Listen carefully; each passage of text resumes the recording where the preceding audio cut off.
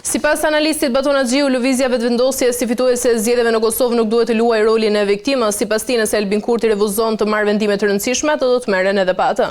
Partia Demokratike e Kosovës ka dalë partia e dytë në zgjedhje dhe sipas kushtetutës, ajo ka të drejtën të provojë të krijojë qeverinë nëse lëvizja vetëvendosje dështon. Por në fakt PDK nuk po bën asgjë, po ri e heshtur, po pret, po kalkulon dhe po shpreson që dikush t'i lutet për pushtet. Thonë që ju takon kryeministri, por s'bëjnë asnjë hap për ta marrë atë. Nuk kanë asnjë plan konkret, asnjë strategji se si të bindin opozitën dhe minoritetet për të krijuar shumicën. Megjithse kjo parti ka fituar 24 mandate deputetësh, asnjëri prej liderëve të saj nuk e ka guximin të bëjë presion real për të marrë drejtimin. Ka shkruar Axhiu duke shtuar se gjitha kjo ndodh sepse ata friksohen nga zgjedhjet e reja pas 9 muajsh. Në vend që të marrin përgjegjësim për formimin e një shumice, PDK dhe LDK po sillen si një forcë që pret të vijë në pushtet nga shkatërimi të tjerëve. Kjo është strategjia më e keqe e mundshme. Partia Demokratike e Kosovës duhet ta di që nëse nuk merr iniciativën tani, nuk do të ketë më mundësi.